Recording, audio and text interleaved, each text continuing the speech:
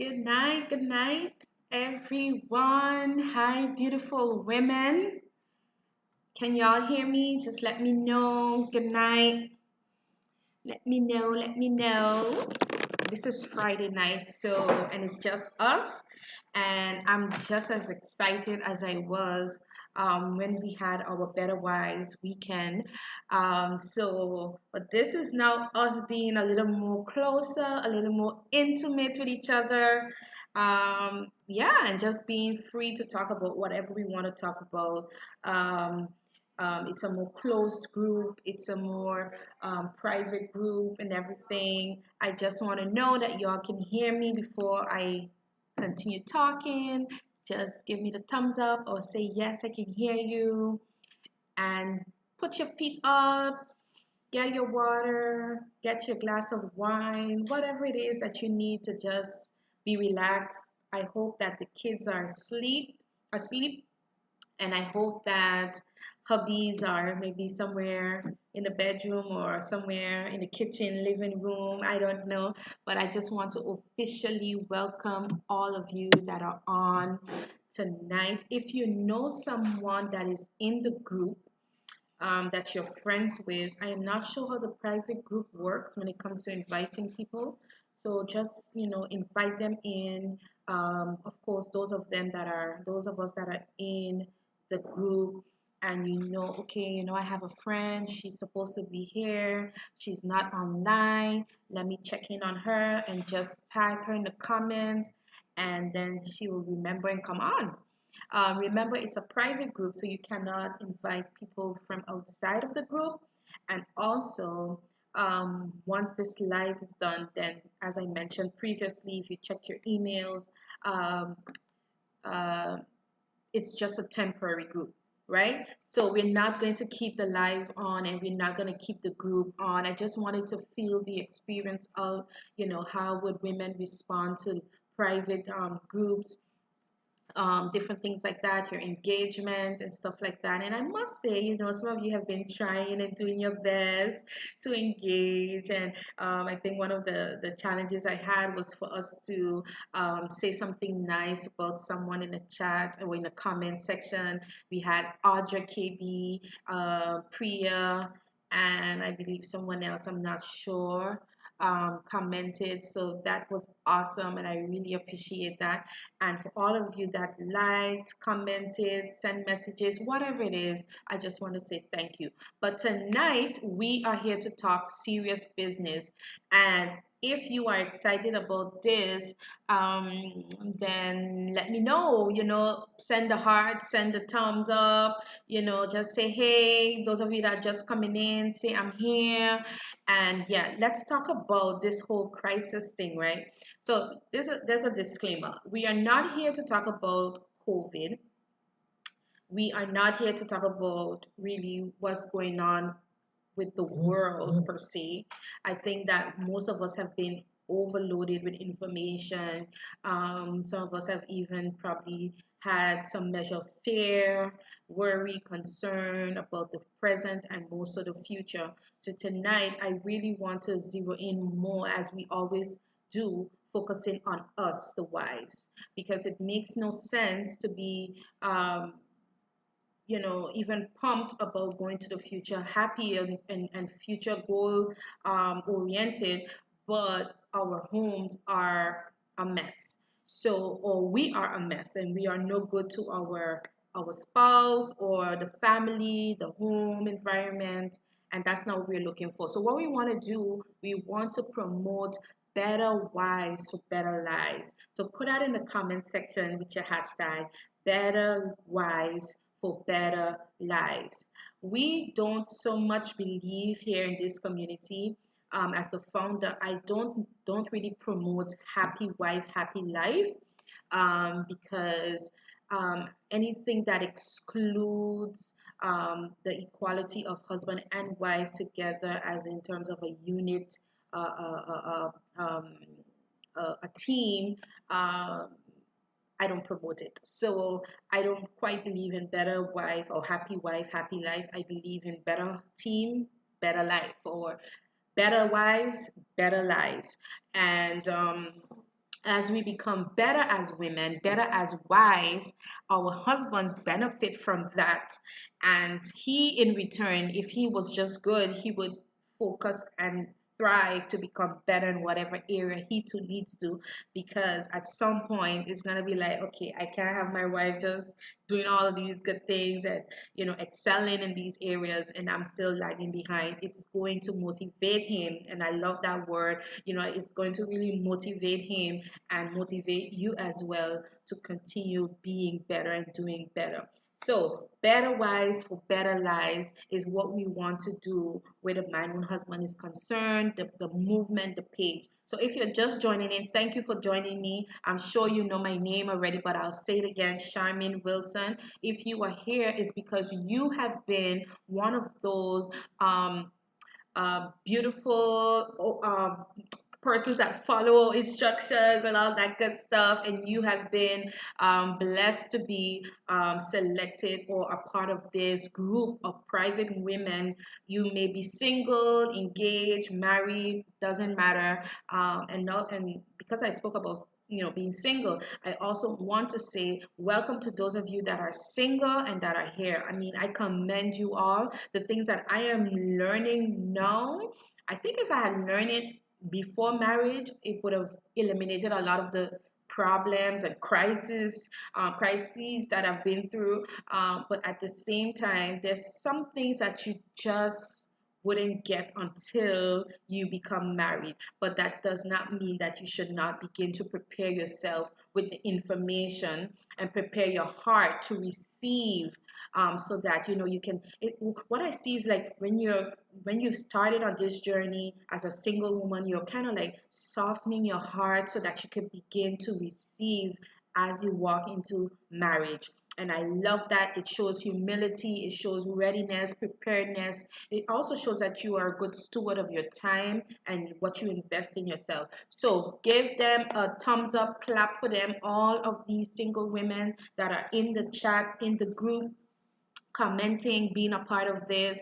I really want to commend you all for this. So tonight, I'm going to share my screen now. So I talked a little just to give some people some time to come in and also to encourage us as I begin. I'm going to share my screen, so you're going to see my PowerPoint with my notes and stuff. But I also want you, while I'm setting this up, okay, I believe I have to, yep, good.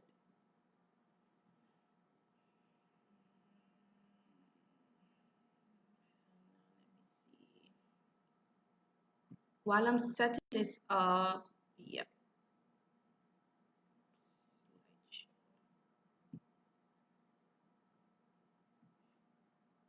Okay, great.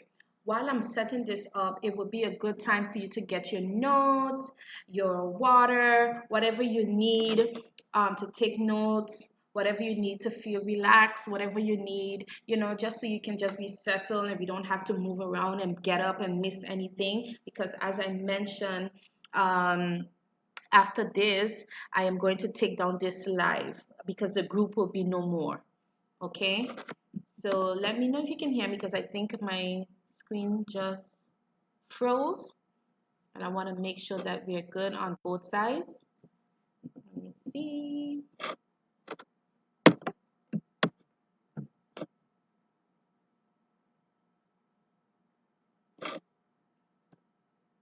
Just let me know if you all can hear me, because on one side I'm frozen.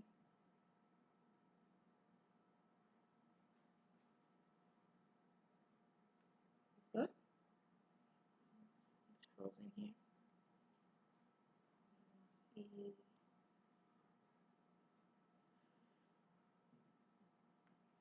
Let me see the comments.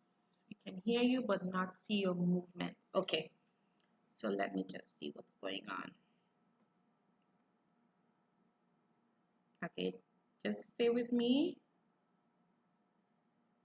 and just refresh your page.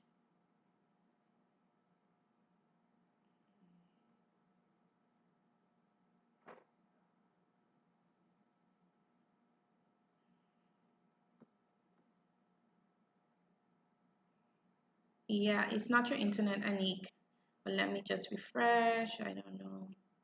We can refresh it here.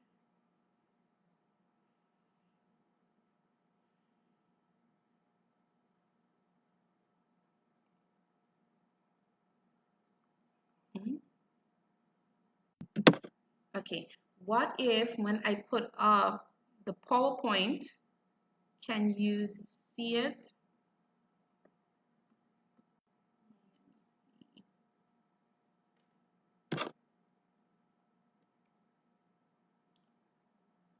Okay, they said it's good now. Okay. I almost had a scare there again. Like, what's going on? Okay. All right. So we are good to go. All right. Everybody's good. Just give some hearts if we're good. You can hear me. You can see me moving, moving, moving, moving, moving. All right.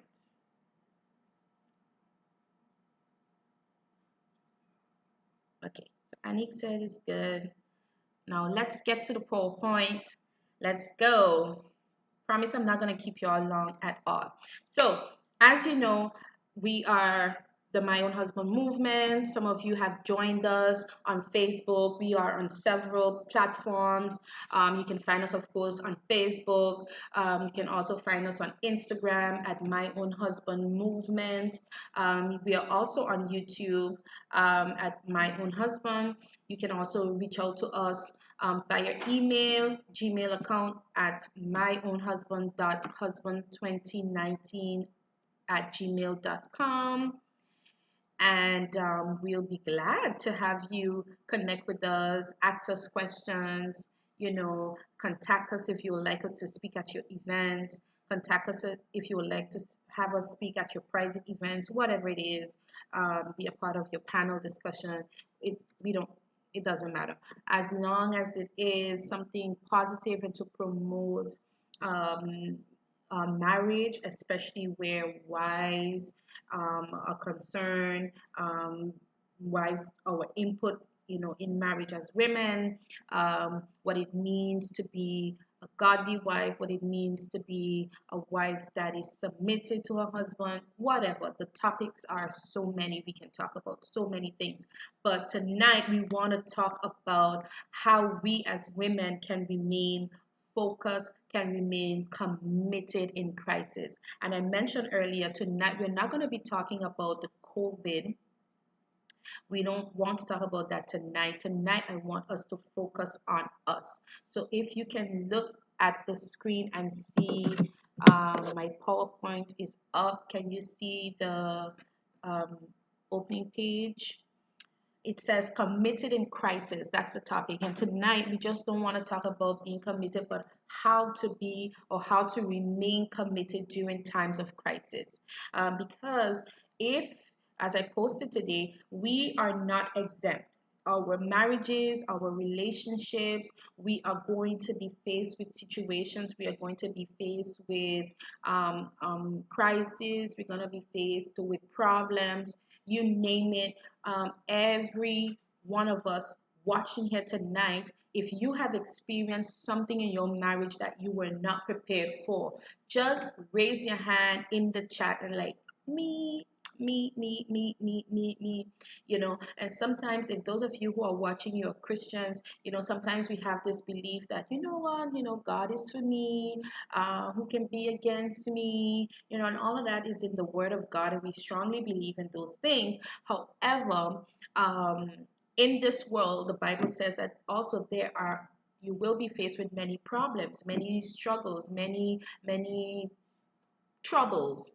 But do not fear because he has already overcome the world. So that lets us to know that, listen, even if he breathes on your marriage, even though he condones it, even though he sanctions it, even though he bless your marriage, even though he endorsed your marriage, that there's still the reality of us facing troubles.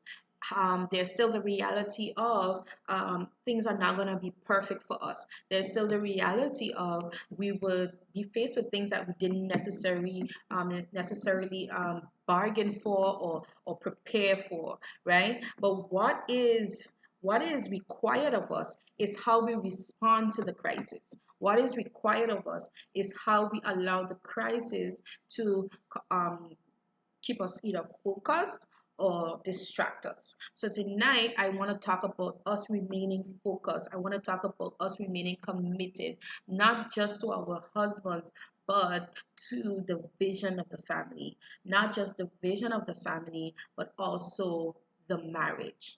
But you can't have one without the other.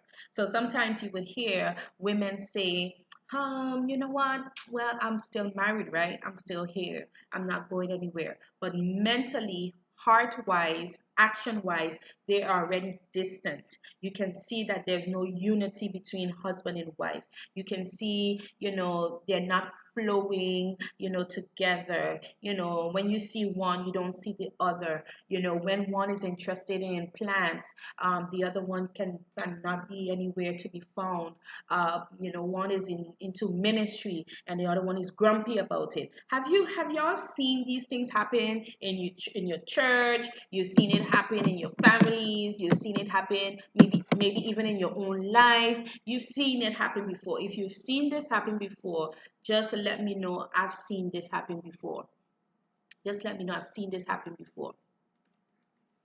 Yes, and while you're at it, let me know if you can see the screen. Let me know if you can see the screen. Can you see the screen?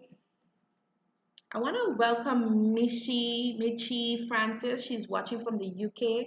I know it's pretty late in the UK, Michi, so I hope that I don't keep you back from your bedtime. But thank you so much for being on. You don't even know, I really appreciate this. Right? So I'm glad that everybody can see the screen, and I'm glad that we understood what it means to see these different manifestations or behavior of when you're not fully committed to the marriage or to the relationship. So, okay, just to run through this, if you're new to who I am, I'm a wife, I'm a mother, I'm Charmaine Wilson. By profession, I'm a registered nurse, I'm an OBGYN nurse, I'm a speaker and also a blogger you can follow me on the My Husband page or any of our platforms, as I mentioned before. Okay, so I don't have to go into that again. So in my research, there was a poll done by the Washington Examiner, and it discovered about marriage the following: that in the 1960s, sorry, let me just do this quick. Right. That in the 1960s, there were nearly about 70% of adults that were married, right? But today in 2020, there are only about 50% of those adults that are. So that's a real drop, right? And those marriages were those marriages between the ages of 18 to 34 years old in 1978 were about 59%. But today, people that are married between those ages, 18 to 34, has also dropped to 29%. That's today. If you are watching, if you can hear me, just say wow. Say wow in the comment section. Yep. So the latter is a particularly striking drop in a relatively short period of time. And what I've done is research some reasons, why people are no longer turning to marriage, why people feel like, it's not worth it to be married anymore. What's the big struggle? What's the big fear? Why are we not interested anymore, especially for us as young people? And there are a lot of things that came up, and that is the fear of problems. For some reason, people believe that the minute you get married, then all of these problems start to rise. Problems like issues with children, daily stress, the fact that you have to wake up to this person every day. When there's an argument, you have to face this person. You still have to serve this person. You may not want to communicate with this person. Bad habits both persons bring into the marriage. A lack of intimacy.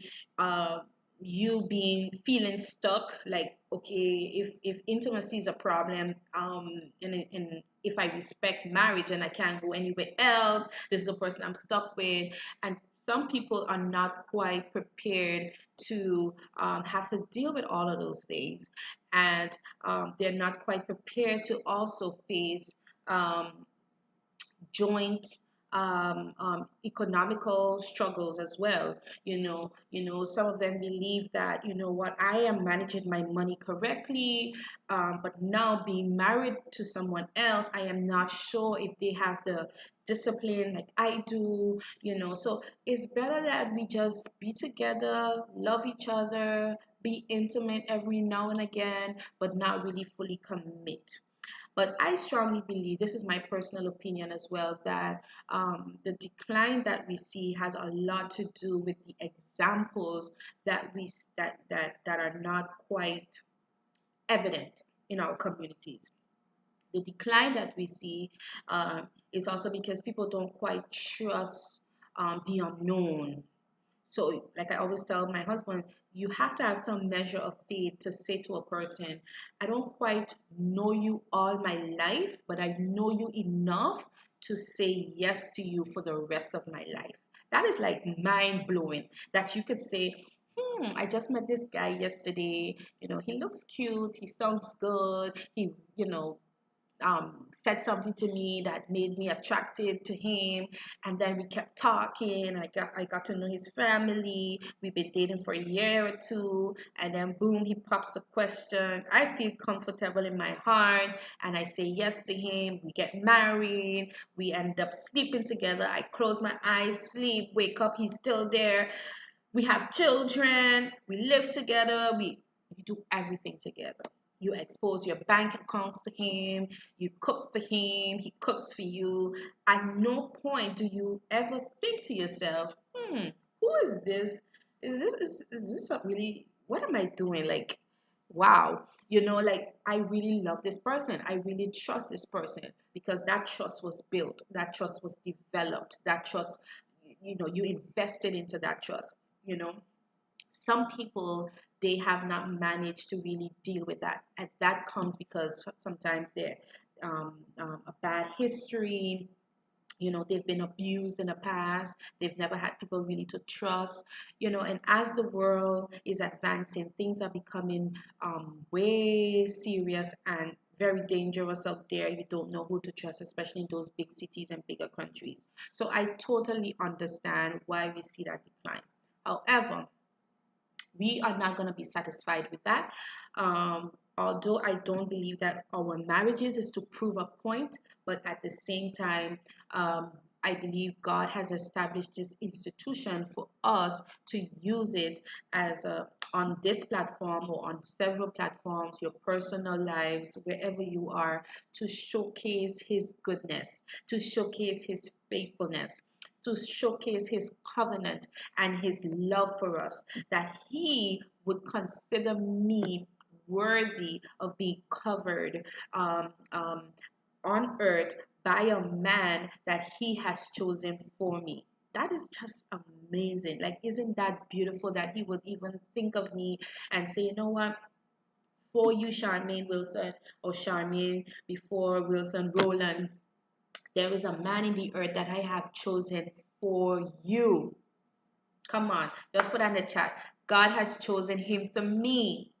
Me. I had to also submit to God's will, of course. God is not just going to force the man down on me, but I believe without a shadow of a doubt that when God was designing me, when God filled me with purpose, when God thought of me and my future and my life here on earth, He had Darren Wilson in mind for me. So if your husband is whoever, you need to put that in the chat right now. God had fill in the blank for me. That's right. That's right. I believe that. I believe that. I believe that. Yeah. So it is true that we have different issues that play a role in the marriage crisis. We have economical issues. We have, psychosocial issues, all of these issues. But culturally, our attitudes and the norms must shift. What do I mean by that? What do I mean by that? What I mean by that is that growing up for me, if something was too hard for me to have to deal with, meaning that I was getting too many attacks, nothing was going good for it, with it, for me concerning an area, I used to, culturally speaking, it means that it's not for you. It's not for you. You would hear, the old people say, or people generally in your community, what's for you will be. So meaning, if it gives you too much stress, it's not for you. Let it go. Those beliefs may contribute to the detriment of our marriages. Because if that was true, the amount of attacks my husband and I got in our marriage, I don't, I'm talking about from when we were courting, to getting married, to having our son, to now, we've had many challenges, many trials, many, many, many. And I was like, oh God, maybe this is not for me. Maybe he's not the one. All of these things start playing in your head. I remember, and like I said, we're going to be very transparent here. And as you get your questions, please write them down because I want us to talk about all of them. And when we were dating, I remember telling Darren, this is it. This is what I did, right? This is what I did. So this is a private group, right? So everything that we say stays here. Not that there's a problem with us sharing it. I don't mind. It's okay. But I just want us to maintain this girl talk, right? So Darren and I were dating, and I was fed up. I was fed up. And this is the thing when you know that you're in crisis and you're committed to the marriage or the relationship, is that you don't necessarily have a problem with the person. You have a problem with all the different external factors that's causing the walls to come in on you in the relationship, right?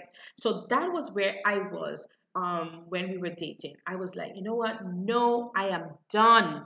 And he was like, but what's wrong? Is it something I did? Something? And I was like, no, you are fine. But it's these people, and it's this situation, and it's this, and it's that.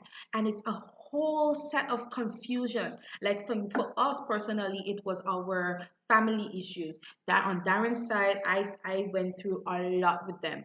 A lot, a lot, a lot. We went through a lot of problems. And for me, it was like, ah, God, maybe this is a sign, because if they don't accept me, and you know what they say, when you married into the family. So for me, it was like, oh, well, if the family doesn't like me, I don't know what I did to them. They didn't like me before I even knew that they didn't like me. I need to get out of this because I want to be stable in a relationship. I want to feel secure. I want to love people and I want them to love me back. I don't want to have to feel like I have to find my way or find my place, if you get what I mean. So for me, the norms and the cultural beliefs that I had almost influenced me to the point where Darren and I would have never been. Wow. My God, the devil is a liar. Woo! He thought he had me there, but nah, I overcame that because of the one that helped me, because of the one that I serve, because of God. That's it. And I had to submit my cultural beliefs. I had to submit my norms. I had to submit everything that I thought I knew. Remember, Darren and I didn't have any economical issues at that time. We were still new into the relationship and all that good stuff. But and like I said, it may not be about that, because when we think about crisis, we think about, oh, financial issues, yada, yada. No, sometimes it's just the way we think. It's just the way we think. And this brings me to the next point. The real problem lies in our modern marital mindset. And you need to be honest. What you can do is maybe jot that down right there. You need to be honest and say, what is my mindset concerning marriage? What is my mindset concerning this relationship? My mindset, if I may be honest with you, which I am going to be this whole night, so y'all better get accustomed to my honesty, right? My mindset at that time was, if it's not perfect, it's not God. Let me take some water. If it's not perfect, it's not God. Like, no, I was saved. I followed all the rules. I served God. I served in the church. I was usher. I used to clean the church. I was there every Sunday night. If y'all remember Sunday night services, I used to be there for Sunday night services. I was in everything: choir, youth ministry, Sunday school, all of these things. There was no limit to my reach. There was no limit to what I had to do for God. I was in different churches. The way my parents raised us, it was like, I always tell people, if my mom had a meeting in town and we lived on the friend side, for those of you that are from St. Martin, you would understand what I mean. My dad wasn't going back to the friend side. We had to stay in town until my mother's meeting is done. But guess what? Because we were so much churchified, if that's a word, if there was a church down the road that had prayer meeting, you can bet your last dollar we were sitting in the back seat. We were going there. Whether we had on shorts, slippers, whatever, my father was taking us there, and we had to sit there in church until my mother was done with her meeting. That is how churchy I was. That is how I was raised, right? So for me, when God blessed me with my husband, I was like, he gonna have to be the perfect man, because that is what I was made to believe, or that was my perception of being a good girl. Okay. But obviously, that was a very big lie, deception. It's not real. This is real. Real is, in this world, you will be faced with many troubles. That's the word. Many troubles. But as we are talking about crisis, I need us to understand what we are talking about. And I think that you all know where we're going with this, because, I give you a whole, background of, where I came from, my mindset, how culture and your norms and your background and the things that were instilled in you, how it can affect you and how you see things. It doesn't mean that you are bad. No, it doesn't mean that, you're not going to make it in marriage. It just means that it's very important to define terms, concepts, what you understand by this, what you feel concerning this word, how does it make you feel? So, where crisis is concerned, I took the definition from Google, and it says that it is a time of intense difficulty. My God, Lord have mercy. Intense difficulty. Look, I am just how long are we married now? 5 years? Yeah?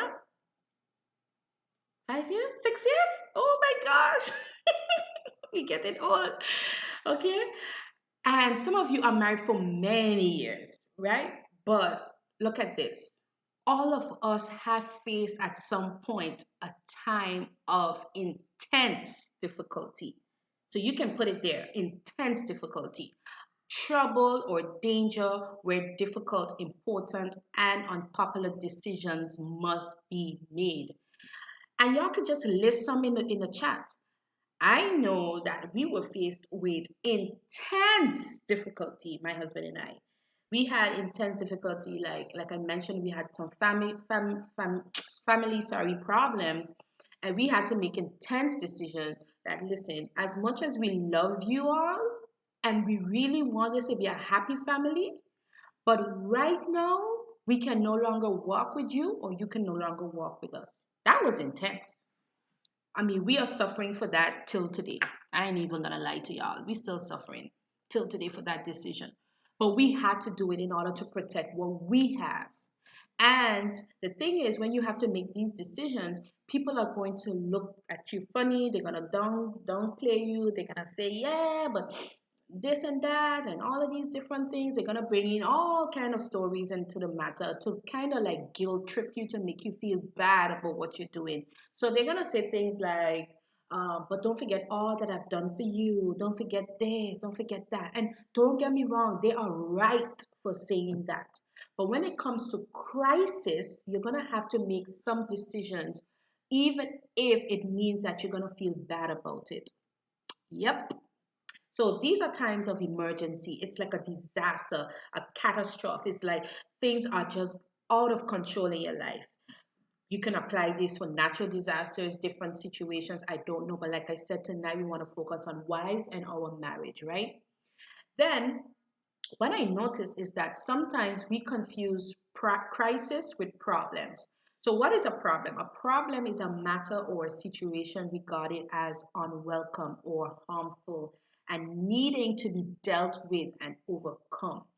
So this now is just a little lower than a crisis. This is something that you might face every day, but it doesn't necessarily affect your well-being. It doesn't necessarily affect your progress per se. It's there. It's an issue. We need to deal with it, but it doesn't quite harm you like a crisis does. A crisis is going to squeeze you if you do not apply the strategies to overcome it.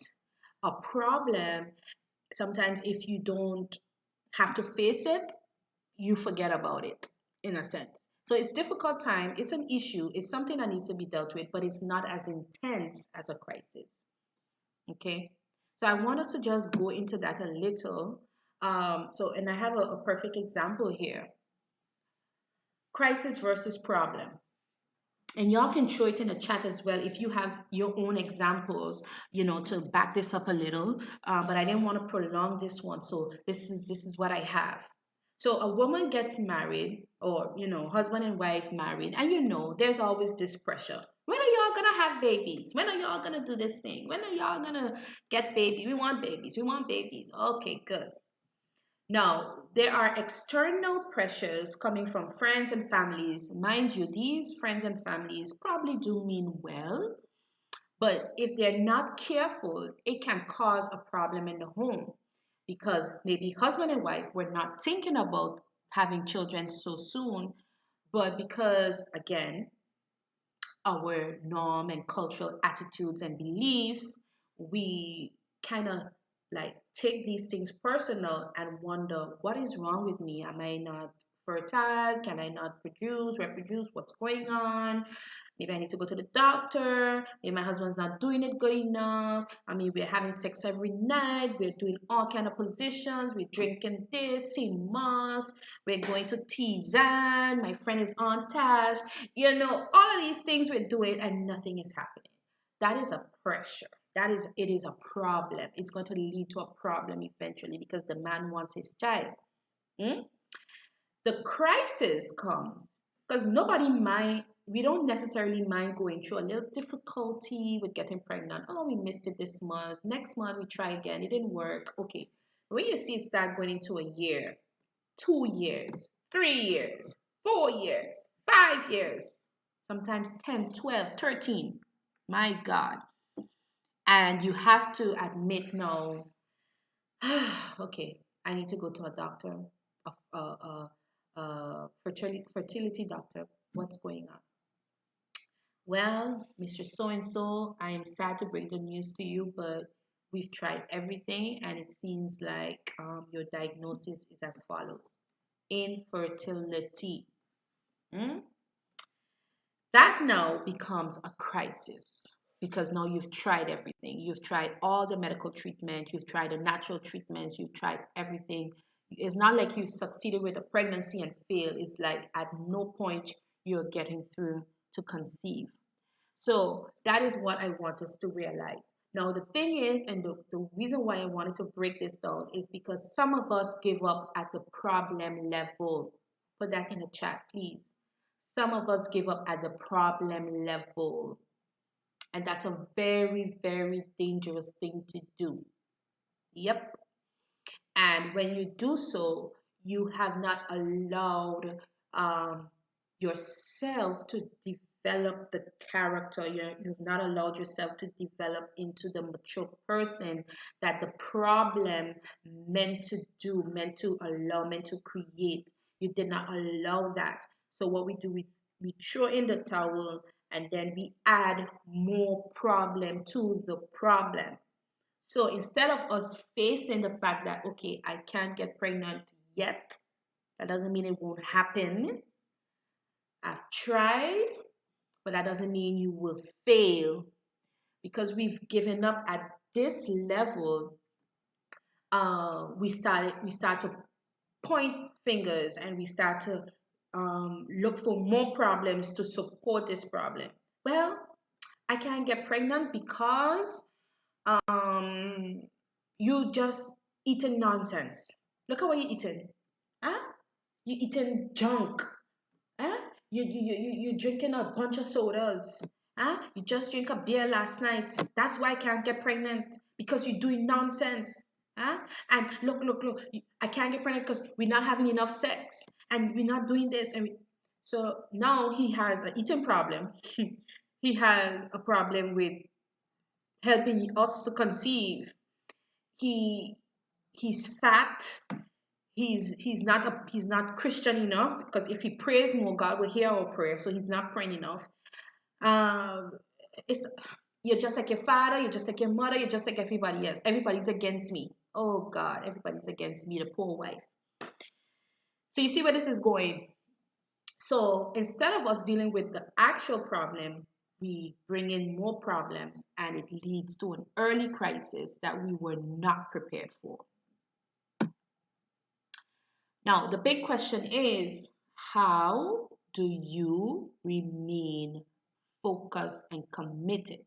Because if you think we're going to talk about divorce tonight, you might as well come off this live because we're not talking about divorce.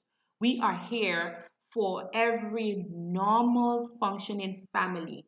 When I say normal, I mean you are happy some days and some days is not so happy. Perfectly normal. Say I am perfect. My marriage is perfectly normal. Come on, just put that in the chat. My marriage is normal. We fight some days and we are happy some days. Isn't that just a beautiful, perfect family and marriage? Yes, it is. Don't let anybody fool you with that. Okay? Not every day is going to be all rosy. Not every day is going to be all perfect. Not every day you're gonna just be falling in love with this man over and over and over. And every time he walks across the kitchen, it's like, yes, that's mine. I want to just hold him and love him up. Not every day. Not every day. Some days I look at my husband and I'm like, ooh, this man is so fine. And some days I look at him, I'm like, you been yet for the day? It's like you just look like you need to go and take a shower. Go take a shower, man. Like just go take a shower. So it's not always the sparkly feels and the glow in your eyes. You're not gonna have that all the time. So tonight, now that we've established what's a crisis, what's the difference between crisis and problem, the fact that our background, cultural beliefs, the way we were taught in the past and stuff, our perception and all of that, how that affects us, we need to now focus on the future because we've acknowledged that we ourselves as wives, we are not perfect. Some of our understanding and perceptions are screwed. So we need to come to that understanding and figure out that, listen, he is imperfect, he, the husband, and so am I. When Darren and I had our issues with our families, I was like, yeah, man, your family is, oh God, I just don't know, man. I try my best with these people. What's the problem? Boy, tired of these people, man. But when we got married, my extended family, they were chaotic as well. So it was like, oh, geez, we have issues on both sides. We have issues on both sides. So what we realized is, we are already here. We ain't going nowhere. We are not going anywhere. Now, what are we going to do? Because we can't have this thing following us everywhere we go. We got to do something about it. Because the goal is probably to cause us to get so distracted that we lose focus of why we were joined together as husband and wife. Right? So, what are we going to do? Focus on the problem, focus on the crisis, or we are going to focus on ourselves? Because I don't know if you do the math, focusing on 20 people is a lot more harder than focusing on one person. And at that time, Darren and I, we didn't have Nigel as yet. We didn't have our son as yet. So it was so much easier for me to just cancel out the noise, cancel out the distraction, cancel out their faces, and focus on my own husband. Oh man, put that in the chat. Focus on my own husband. Focusing on your own husband does not mean that you are isolated. That's not what I'm saying. I am saying that at some point you're going to have to place more emphasis, prioritize some areas in your life. And in this case, where crisis is concerned, you want to focus on your marriage and your relationship with your husband. So, number one thing to do, if y'all can hear me, give me some hearts. Let me know that you are hearing this. Let me know that you like this. Let me know that, if it's some things that's causing you to kind of like say, why she has to say that? Oh my God, she's talking to me. I don't like that part. If you feel that way, you can just put ouch in the chat or put a crying face. And then I know that I'm hitting a nerve a little, and I don't mind hitting a few nerves tonight. But yes, if this is good, let me know, and let me know if you can also relate to this, right? Because I don't know if I'm the only one that's been through these kind of stuff, but like I said, I'm sharing from my experience and letting you know how I overcame and how I became focused. Yes. So number one, you want to stay committed and connected to the one who joined you together. Ooh, that was a life-changing experience for me when I realized, Charmaine, what are you doing, girl? What are you doing? You love God, you serving God, you worshiping, because I'm a worshiper and I'm like, you know what? I having all these problems and hmm, and this was into marriage now, I'm talking now. And I'm like, you know what? I ain't bringing my problems to God because God's self fed up with these kind of stuff. Like, we shouldn't be having these problems. So I'm not going to bug God about this. No, I'm not. I am going to go to Him just to worship Him, praise Him, and tell Him how much He's loving and He's kind and I love Him and nobody's going to get between us and da da da. And what shall separate me from the love of God and da da da. All of that I was doing. Now, let me just bust y'all bubbles. I really don't care, and that goes for me as well, how tight you and God are. I really don't care how much you read your Bible and all that stuff. When you have crisis, your crisis is not trying to separate you from God. So don't try to over connect yourself and over commit yourself to God and leave your husband undone to try to make him feel like, well, you can get on all you want, but it's me and God. That's not going to help your situation, darling. It's not. It's actually going to get worse by doing that. Because eventually your husband is going to say, well, God gave you to me. So if you and him becoming so tight and I can't sleep at night because you and I have all these problems, then what kind of God is that? Then he doesn't want, your husband eventually won't want anything to do with you. And if his faith is not secure enough, eventually he will drift slowly even from his communion with God. And that is not the goal. The goal is not to be in competition to have a competition between who gets my attention the most. That's not the goal. That's not the purpose of marriage. That's not the purpose God put you together. God joined you and him together. So he doesn't need you to prove to him that you love him more than you love your husband. He doesn't need that. He's not asking you for that. Matter of fact, the love that God has for us surpasses even the love that your husband can have for you until eternity. So just take that out your mind, take that out your mindset, because that's a mindset that's going to get you in the women's ministry in church and single all your life after marriage. Because that man is going to leave you. He's going to go. Okay? It's the same thing with children. Sometimes we commit so much to our children, and we feel like, okay, the man is pleased by that because you're taking care of his kids. Stop it. We're not doing that. Yeah, I love my son very much, but Nigel at 4 years old knows that he doesn't get between me and his father. No, you're not. Okay, so back to our point, stay committed, connected to the one who joined you together. And this is something that I really love in my whole journey with staying connected with God, is because I learned that, listen, Charmaine, as much as you love God and you worship Him and you can sing these beautiful songs and worship songs, His song and all that good stuff, He is just as concerned about my marriage as I should be. Yes, ladies, God is concerned about your marriage. Because if He joined you together, there is a purpose for it. God doesn't just do things just to do things sake, just for doing things sake.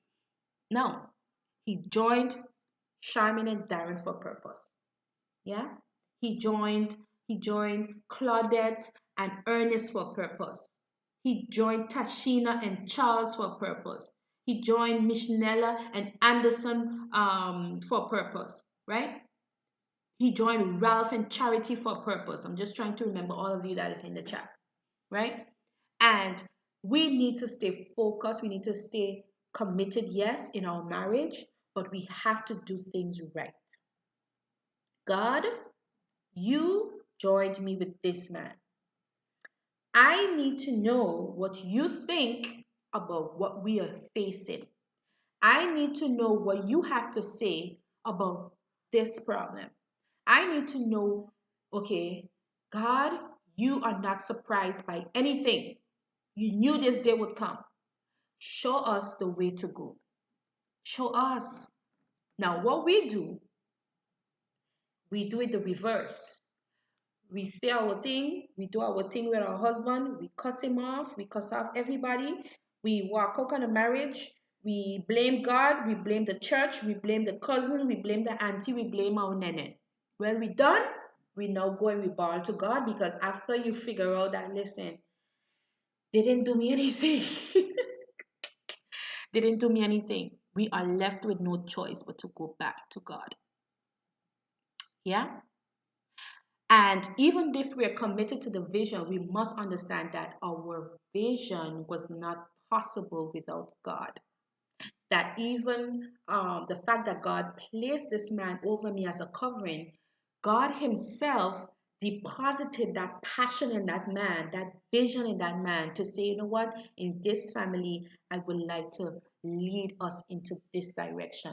That came from God, ladies. Whether we want to believe it or not, that came from God.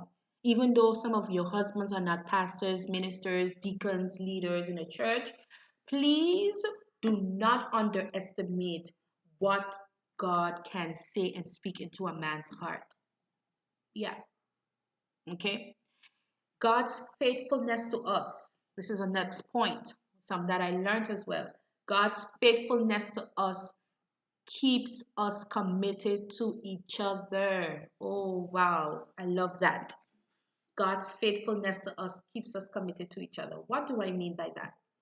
Every time I think of God's faithfulness towards me, every time I think about the areas that I have failed God, every time I think about the areas that I've sinned, every time that I thought about the areas that I should have known better, but I didn't do better, I cannot help but think that despite those things, God still remained faithful. Woo! Wow. And if He could remain faithful to me, I have done Him more wrong than anything else, right?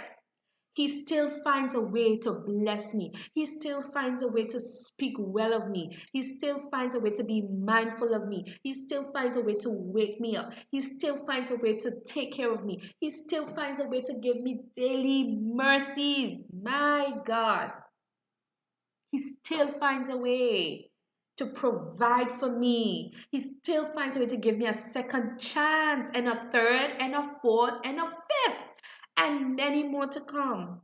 My question is, why is it so hard for us to give that back to someone as we have received it? Hmm?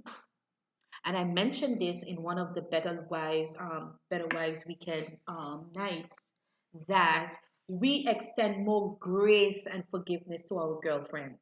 I have many girlfriends that did me wrong. Oh boy. They don't even know that they did me wrong. Why? Because I don't want the relationship to be messed up. So I cover it. And they will say, Shami, you okay? Yeah, girl, I good now. I good. You good? Yeah, girl, we good. We good. We good. We good. Okay. Okay. I ain't hear from you in a long time. No, girl, I was busy, girl. Girl, don't worry about that, girl. Don't worry. I'm gonna call you tomorrow, girl. We gonna talk. We got a lot to catch up on. That's what we do. Why? Because we don't want to lose that friend. Why? Because if we lose that friend, we feel like we are left alone. We don't have any friends. We want girlfriends. We want somebody to chit chat with. We want somebody to laugh with. We want to, our church buddy. We want somebody to sit on with next to us in church, right? We don't want nobody to know we have a problem. So we invest into those relationships more than our husbands. Now our husbands now it's like you know better. Why you cussed me off yesterday? Why you did this to me? You know better. I ain't talking to you. Matter of fact, find out what you're gonna eat tomorrow. I ain't cooking. That's how we treat him. Sometimes a man lying down there next to you in the bed and he well want a loving and you turn your back. Yes, I'm talking to you. I'm talking to all of you because that was me too. So, and I know that I know only crazy ones. I know just as I did bad, everybody here did bad. So, and I told you all already, my own husband is a non-judgmental zone. So you don't have to feel a way. And even if you didn't do it as bad as I did, you've done bad in some areas. Let's just face it. Some of us did bad with our mouths. We talked bad. We said bad things about our husbands behind their backs. We've done it. But you would never see our Father treat us that way. So why are we doing it to our husbands? Hmm? If this is good, if you're hearing me, and if you are understanding this, and it makes sense and it's relatable, primarily I need it to be relatable, let me know. Just put in a chat relatable, relatable, relatable. Yeah. So I also found other ways to stay committed to the Father, even in crisis in my marriage. And this is another point I want to conclude with in this section here. And that is sometimes I would go over like my wedding pictures. I would go over my vows. And you will say, but what does that have to do with God, Charmaine? Anytime you think about your marriage and God doesn't pop up in your mind, then that marriage was either arranged, fake, or you took somebody's husband. I don't know. One of the three. One out of the three. And when I talk about take somebody's husband, I mean go into people's house and take their husband away from them. And you know that's not your husband. So if you know that you're not any of those three there, then you know that for us to be together, it had to be God.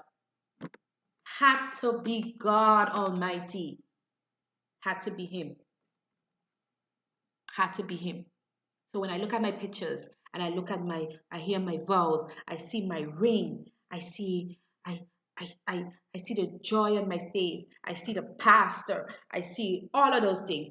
It just makes me feel like, wow, wow, wow, wow, wow, wow, wow, wow, wow. God, you are amazing. You did this for me. It could not have been me. Could not have been me. And then another thing that we do, Darren and I, and this is something that I learned from my husband. When you receive prophecies, you need to type them out. I received plenty prophecies as a young girl growing up in church and stuff like that, you know. And my mom would keep like the tapes and stuff, but you know how it gets in a home, you put them in a closet somewhere and you leave them there, you forget all about it, and all that good stuff, right? And But when I got married and I told my husband, oh, this was prophesied over my life, this was prophesied over my life. And he was like, where's your file with these prophecies? And I'm like, I don't have a file. And he was like, gather all of them. I had to go and dig them up in boxes, look for them, look for different tapes and stuff. And he took his time. My God, what a sweet man. This man took his time, listened to each line, pressed the stop button, wrote it out or typed it out. And some of these prophecies were like maybe the longest I've had was probably like 20 minutes long. And my husband wrote each of them a word for word, word for word. And I just admired that. And I didn't see the importance of it. Even though I admired it, I didn't see the importance of it until one day when I wanted to like give in and throw in the towel again. He pulled one of the prophecies and he said, read this part here.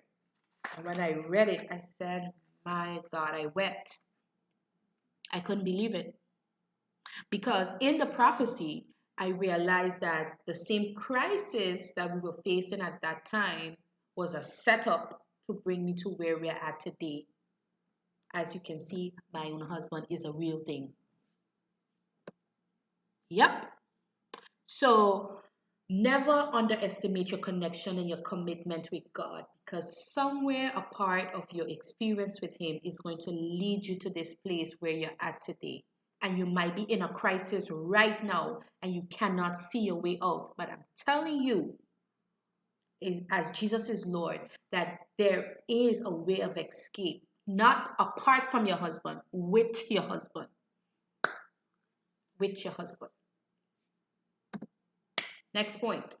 2, your vision is your priority. Put that in the chat, please. Your vision is your priority. And when I say your vision, I'm talking about the vision of the family, right? As the Lord gave it to your husband based on his purpose for the family, your purpose in the family, all of that. When we speak of the vision of the family, we're not just speaking what the husband wants to do. We're talking about what is the vision for the family as set and written and led by the husband, the man of the home. So that is in the best interest of wife, husband, wife, children, right? So what we need to realize is that in times of crisis, your vision, my God, say my vision is priority. Our vision, maybe that's a better way to put it. Our vision is priority. You see the first point I have there? Do y'all see the first point? Not your pastor's vision. Oh man, I just want to free y'all from that tonight. Free, free, free. I have been set free. I have met the man from Galilee. Woo! My God. That one, oh boy. My husband and I, we faced a serious crisis right in church because of this same thing here called not your pastor's vision, your vision. Anytime you are a part of a church, an organization, anything, I don't care who it is. This person can be Jesus's cousin. I don't care. Anytime that person makes you feel like we have to put down our vision for their vision, that is not of God. I'm telling you, it's not of God. It's not of God. There is the church vision, the pastor's vision for the church. All of those things are very good. Don't get me wrong. Those things are important because you cannot follow any leader that doesn't have a vision. You can't. But you have to realize that in going through crisis, something's gonna have to be placed on a back burner so that you can deal with what's priority. It's not saying that the other things are not important. No, that's not what we're saying. What we are saying is that for what we are dealing with right now, all focus, all energy, all time, whatever we have, we need to help each other here in this area that we are failing in. And that also means that your pastor can also join with you to help you accomplish that. But that comes with communication. Pastor, you know what? Such and such is the case. I know you have a month of prayer meetings coming up. My husband and I would not be able to make it for every night for the 5 nights, 6 nights per week. We will be there 4 nights, and the 2 nights we've already assigned it to following up with our counselor and following up with whatever so that we can fix our problem. However, as the pastor, our covering, spiritual covering, we want you to pray for us and help us through this thing, and also follow up with us as we follow up with you. Boom, boom, boom, boom.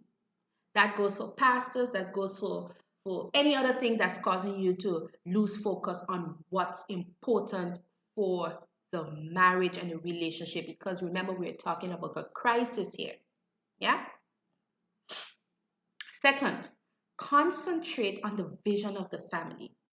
Now, you can talk about the problem, you can talk about the fact that it's so overwhelming, you can talk about all the different issues surrounding the crisis. But at the end of the day, you must realize that talking about the problem will do you no good. So concentrate on the vision. And some of you, it might be that you don't know what the vision is for the family. So this is a great place to start when it comes to having this discussion with your husband. Babe, and you don't have to go, listen, we don't have a vision for this family, you know. You need to have a vision and come up with one by tomorrow because we I don't know what we're doing. We just ain't doing nothing here because you don't have a vision. No, that's not what I'm saying. That's not how you speak, and that's not how you're gonna address it, right? Even if that was not clearly stated in the marriage, there is a way and there is a conversation there that needs to be had. There is the sit down, and we're gonna go more into that just now. We talk about communication, but you don't just throw it on your husband and say you need to come up with a vision. No, because even in creating the vision, writing the vision, revisiting the vision, it's something that needs to be done together as a team, husband and wife, right? So when you do have it now, you have more to what on what to focus on, right? Evaluate the effectiveness. So that's another great point that Darren and I applied where our marriage is concerned and when we faced that crisis that I spoke to you about. In lines with the vision, some of the things that we had in place was that we wanted not just our nucleus family to be an example, but also for our extended family. We wanted to be one happy family. My mother, my father, his side, everybody's side together. We just make the thing nice now. But at some point, we had to let go of that. Not let go as in give up on it, but we had to kind of like shift the focus off of that part. Why? Because it was not effective. We tried everything. And I say everything. I personally say everything. We've tried everything. And nothing worked. Nothing worked. We are now 6 years into this, almost 8 years into this, because it's been going on since before the marriage, and nothing has worked. So I became frustrated and I wanted more out of my marriage because I felt like there's more that we should have done. But it was causing us to lose focus on the vision, the overall vision, and focus too much energy into this area that caused a lot of distraction for us. So you need to be able to evaluate the effectiveness. If by us going over to the family home was causing problems, then that we had to cut that out because that was non-effective, right? Focus on what you can change or improve. What can you change? Look at your situation right now, because I don't just want to talk about myself, but I'm using my example, our issues that we had with our family members and stuff like that. And I want you all to kind of like picture what I'm saying with every point. And remember, these points were based on my experience. But with you now, take a moment and just focus on what you can change or improve surrounding this whole dynamic and crisis, whatever it is that's affecting you in your marriage. Focus on what you can change and improve, right? So the change might come in how much time you put into that part. And because you put so much time into this area, some areas were left undone. So now, how can we improve those areas that were left undone? Yeah. 3, communication plan. Now, I love this part because Um, for those of us that were born in the Caribbean, we are from here, communication is something that we still struggle in, and sometimes we pass that on even to our children. So sometimes your kids will want to say something like, "Shut up! Don't say, don't talk here, don't talk. It's not your turn to talk," right? And we don't know how much we're causing damage, not just into the child's life, but also as they grow up. So people learn to just hold on to their feelings, or they feel like by being transparent and saying what they want to talk about might cause people to put their guard up and not get the full uh, outcome or the positive outcome that they want out of the communication. But in marriage, communication, um, there are different stages to your communication. You're not going to get married today and just have, oh, we are the best communicators. We say everything to each other. And there's some people that would say, yes, we are very transparent with each other. I don't know how they did it. I don't know. Maybe it started off from in the courtship. I don't know. But I still think that in every marriage, even though you communicate well with your spouse, I still think there are some areas that still kind of like you hold back on. Like we are pretty cool, we talk good, there are a lot of things that we can talk about, but there's still one or two areas that she knows how I feel about it, but I just don't talk much about it. Or he knows how I feel about it, but I haven't really told him why I feel that way about it, right? So when there's crisis, when there's intensity, when there's difficulty, when it's so overwhelming and you don't know what to do, start by saying, I want us to talk about dot dot dot. I want us to talk about dot dot dot. So for us, it was Darren and I always felt like I had to fight for my place. So in the relationship, it was, he would come to me and he would say, and let me just put this out there, Darren never made me feel uncomfortable per se. He was just trying to balance between loving his wife when I wasn't his wife yet, trying to convince me that, listen, I am really going to be a good husband, don't mind that this is happening, and then still trying to please his side of the family and trying to convince him that Charmaine and I really have something good going on. Now just give us a chance. It was like he was caught in the middle, right? But at some point I had to say, we had to talk. We have to talk because we were not talking. What we were doing was responding. So he would come to me and say, um, did you pass so and so straight yesterday? I'm like, me? I didn't pass nobody straight. When? Yeah, but they told me you passed them straight. I'm like, tell him I didn't pass them straight. I didn't see them. And I have to explain and go over all of that and all of that. So, but we never sat down to say, okay, I want us to talk about this now because this is really bugging me. And the minute we did that, he understood a lot. So for me, it was, I need us to talk because I never, I was never raised that way. I was never raised to pass people straight. So when you say or come to me and ask me if I pass someone straight, it makes me feel like you doubt the fact that I would pass someone straight, or it makes me feel like um, there's a possibility that I would, and you make me feel like you don't trust me. All of those different things start coming up, right?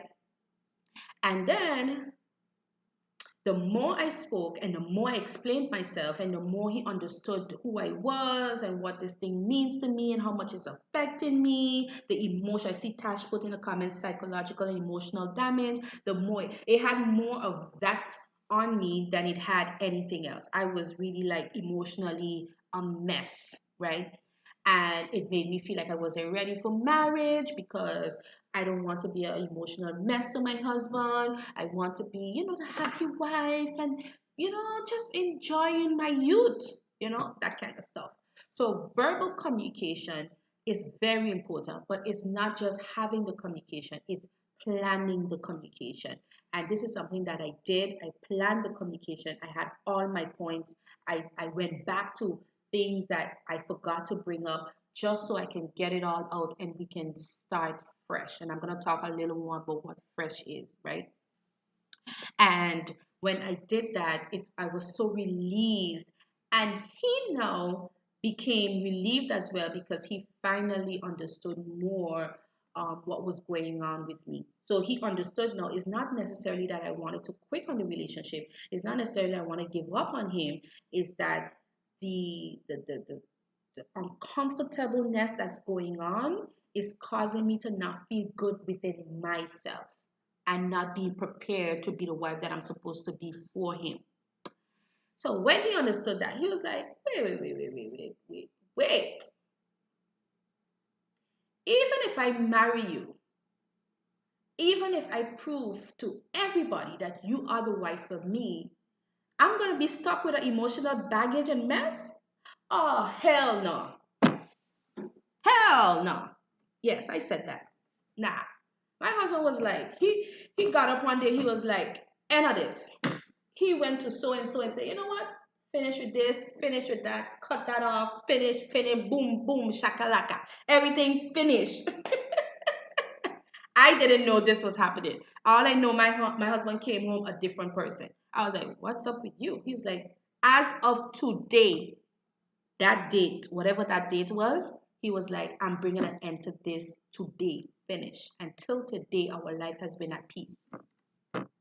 Till today, my life has been at peace, right? So that's very important. And at peace, not just for me, but at peace so I can help him build what we are building. My God, God is good. Nonverbal communication, intimate touch. What do I mean by that? Sometimes we want to say something. And instead of caressing and say, babe, you know what? What are you doing later? Hmm? No, man, let me not go there tonight. Let's just talk, you know? You just touch the man on his head, you rub him down, you know. Y'all can't see me, right? So y'all can't see how I'm touching my head and coming down. But that's what you do. You touch the man, give him a nice touch, nice soft touch, and say, hey, we need to talk. So he knows that, okay, this is serious, but it's not that you're calling me into a meeting and you're not calling me into correction, into the correction office. No, it's still a loving touch. Even though we're going to talk about some stuff that's going to be very transparent, you're going to talk about some things that's not going to be so nice. You can say some hard truths with a nice touch and it can really calm the room, bring a nice calm to the room. Yeah? That's also very important because communication, 90% of our communication is through verbal communication. So you might say, I love you, babe. I love you. When you can't say I love you, and I love you, and you're pounding on the table, I love you. And he'll be like, you love me? Okay.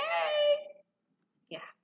Can't believe that you love me because your expression doesn't really tell that, right? Assess the situation together. And I'm going to try to run through these quick. Identify the distraction. So when assessing the situation, you need to figure out what is really causing us to be distracted. With us, it was we knew what we wanted to do. We knew that God called us. We knew that we had purpose. We knew our vision. We knew where we wanted to be in 5 years. We knew where we wanted to be in 10 years. We had it all listed. Does it mean we're going to get everything the way we listed it? No, but we knew what we wanted. What was our biggest problem? Distraction. And you know when you recognize where distraction gets you? When you evaluate a year from now what you've accomplished this whole year, 365 days. What did you do? Nothing. Nothing. Right? That is something that you need to face. And you don't even have to wait till a year. You can even evaluate every month and recognize that you did nothing towards your vision in that entire month. That is a problem. Yeah? Express your feelings, insecurities, thoughts, fears. I mentioned that already. And most importantly, select the people together that can help you. If you have people in your circle that have never been through a crisis, Never came out of nothing. I mean, God never delivered them from nothing. Those are not the people you want to talk to.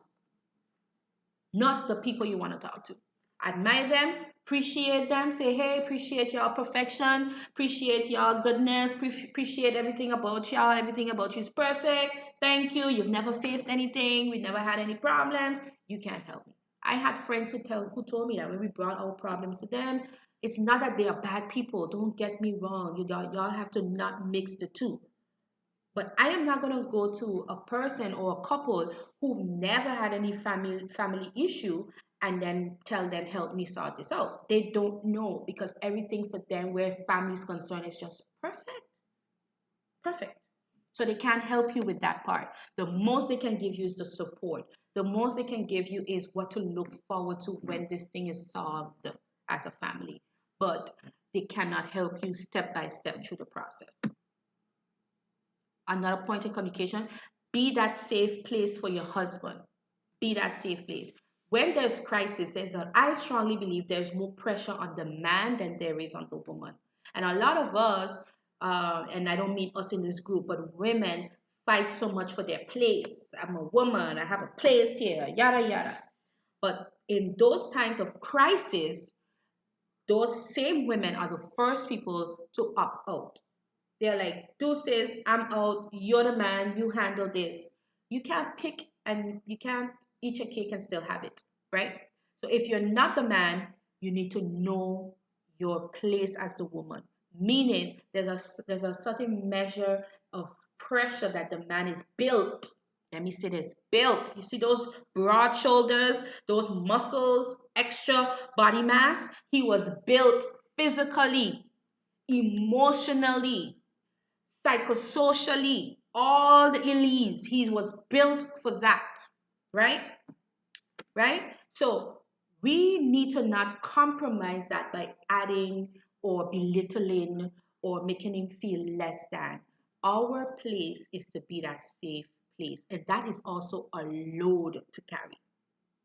So my encouragement to us is to focus on our place as the wife, right? And he is also our safe place as well as a husband. But the point I am making is that when the pressures start coming down hard, where the crisis is concerned, we don't need two people trying to be the man in the house, right?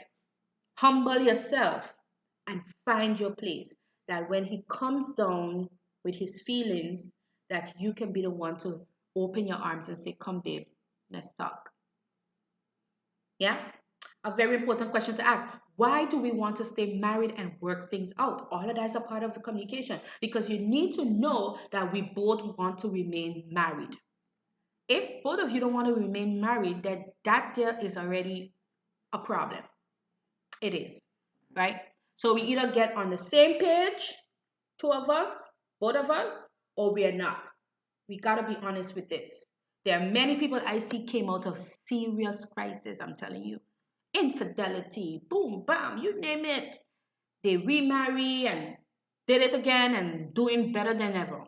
That might not be somebody's story, but the point is both of them were willing to try again. Oh, that's so beautiful when you see two people are walking together and they are on the same mindset, mind frame, understanding, agreement. They can do exploits. Yeah. This point I'm gonna make may sound may be a controversy to some, but I want you to hear me. Get used to saying me instead of we. What do I mean by that? I am not saying there is I and no us. That's not what I'm saying. But in your communication, when you're speaking, avoid using too much we. Because what you want to do, you want to really talk about how you are feeling, but you're bringing in the we so that the focus doesn't come too much on you because you don't want to really say exactly how you feel, right? So use more me instead of we. So when, for example, I put this example here. When we argue a lot, or we argue a lot, which is a fact, it happens sometimes. Husband and wife argue a lot. We argue a lot, but I, the wife, or whoever is speaking, I contribute to it when I don't eat on time. Now, I put this example because that's me. That's me. When I don't eat on time and I don't get a proper meal or whatever, I can become very antsy. I don't know why. I don't have diabetes or anything, but I need to get my food and I need to eat my food on time. Okay? And that happened a lot in pregnancy as well. I needed my food on time, right? So I might tell my husband, babe, we always arguing. We always arguing. And he's like, I wasn't arguing. You the one started this argument. But I need to admit I am the one who contributed to the argument, right? So that's a part of the communication where the crisis is concerned. You're going to argue about what's happening in the family and the fact that you don't like it, but you need to be able to say I and not say we. Don't take this crisis personal. We just have two more points and then that's it. Don't take this crisis personal. What do you mean by that, Charmaine? It's affecting me personally. So how you mean don't take this crisis personal? That doesn't make no sense. Let me tell you something. Coming back to my family issue with my husband's family and all of that stuff, when I began to think, and because I had to like study this thing and understand what was really going on, I realized that out of the mouths of many other witnesses, that the experiences that I was experiencing was nothing strange. It was something that was going on with other people as well, for example, right? So then I started to realize that's where I got my deliverance, the breaking for my deliverance. When I no longer took it personal because I couldn't find anything within myself. And I'm telling you, I'm very critical. When I tell you I'm critical, I am critical. I always look at myself first, what I did wrong. Sometimes my husband will come home and say, you know what, somebody have an issue with him. And the first thing I ask him, babe, what did you do? What happened? So and so. I always look at us first. So I'm not exaggerating with that, right? But the minute I stop making this thing personal and look at it, hmm, it's not that this crisis came because it want to come to me, Charmaine Wilson. The crisis didn't come with a tag and say, nobody touch me, I am assigned to Charmaine Wilson. No. The crises will exist with or without you. So, darling, if you divorce this husband of yours, um, to enter another relationship, that crisis, I'm sure, may not be the one, but there will be another one. There will always be a crisis. Always. Okay? Crises exist with or without you. Yeah? There is corona going on now. Corona is here with or without many of us. There are people that have died last year and corona came. So the point I'm making is that don't feel like, oh my God, this is a sign from God. We shouldn't be together. Oh my God, this is too much. Oh, this means that we shouldn't be together. This means we did something wrong. This means this. This means that. This means we need to end this marriage. No, no, it's not personal. It's not for you. Allow time for the dust to settle. Thank God I did that. My God Almighty. Thank God I did that. I allowed time for the dust to settle so that I can ascertain what is really behind the crisis. I thought the crisis was the people didn't like me. I was like, why y'all don't like me? I don't do anything to nobody. I'm okay. I'm here to serve. I'm here to love. I'm here to be a part of this family. I'm not here to harm anybody. Y'all knew me from before. Y'all didn't have a problem with me before. Why y'all have a problem with me? No, I'm the same person. I don't get it, right? But when I allowed time to settle the dust, I was able to see beyond the crisis. Oh my God, God is so good. Put that in the comments, beyond the crisis. And here's the perfect part here. When you take the focus off of you, and hear this now. His side of the family used to say to me, it's not you the problem. And that used to get me more upset because for me, I need to know what is the problem. Put it on me. If it's not me, I don't know, put it somewhere, but I need to know what's the problem. He said, it's not you the problem. You are not the problem. I said, okay. And the more they keep telling me this, it's the more I didn't understand. But I didn't realize that God was using their mouth to actually teach me something. And I'm so happy for that. It's not about you. It's not out to get you. It's not out to get your husband. The crisis is not here to get the Wilson clan. It's not there for that. The crisis is here, allowed by God, to develop something greater in you, which is to make way for growth. Growth. Wow. Let me tell you, if I didn't go through what I went through, I would not be on this live tonight. I'm telling you the gospel truth. I will not be on this live tonight. And I'm coming off of this live at 10 o'clock. So we better hurry up. I would not be on this live tonight. I'm telling you, if I didn't go through what I went through. So don't take it personal. Welcome it with open arms and say, after tonight, because you've gotten the strategies and the help here tonight, right? Some of you knew it already, and some of you are building on what you know. And take it with open arms and say, God, you're taking us to another level again? Again? Yes, I am taking you, my daughter. Yes, I am taking you, my son. Come up higher. There's more for you, and you have to go through this so I can develop and break the things in you. Because don't get me wrong, let's not end this life feeling like, oh, the Darren's family was so wrong and I was so right. No, no, no, no, no, no, no. There were things in me that I had to fix as well. Oh, yes. I had to fix a lot of things inside of me. Yeah. And that is feeling like because you're so nice, everybody must love you. I felt that way. I felt like people shouldn't have a reason to not like me. And that's pride. That is pride. Because growing up, I was always a loved child. I was always loved. I was always taken care of. I was always spoiled. I was loved by my father. I never lacked anything. I never, none of that. So for me, I would come in a room, I humble myself, I stay in a corner, and you would handpick me and say that you don't like me. I couldn't pick that. I couldn't understand that. So God had to work some things in me and say, Charmaine, everybody wouldn't like you. Everybody wouldn't accept you. But guess what? I've still called you. I called you. And put that in the chat. God still called me. And if that is what he needed to teach in me, so let it be, because I needed to know that. 5, share solutions. Share solutions. So when you're having that planned communication, don't come to say what we already know. We already know that we are in a crisis. We already know that this is a mess. We already know that if husband had done this better, we wouldn't have been in this mess. If I didn't do this, we already know that. What we need to come with solutions now. So you have time to think.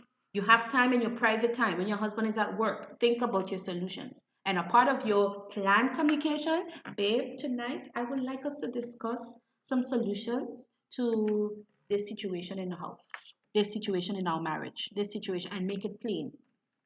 Solutions tonight. Tonight is for date night, solution night. Mind you, we're not talking about divorce, as I mentioned yet. Anything else but a divorce. We are talking solutions, right? And I put here in brackets if no abuse is involved, right?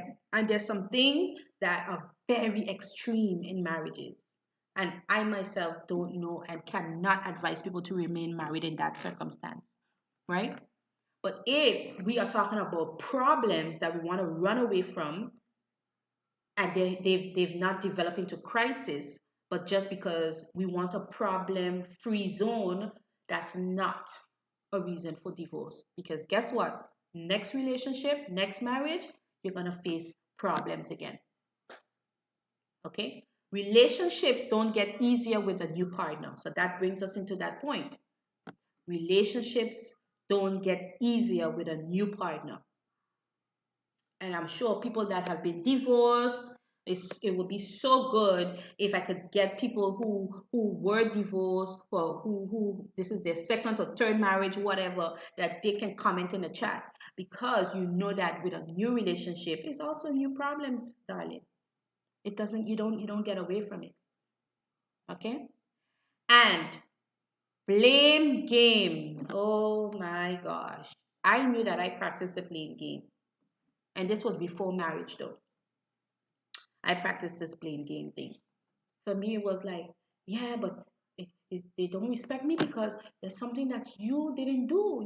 If you had made them respect me, they would have respected me.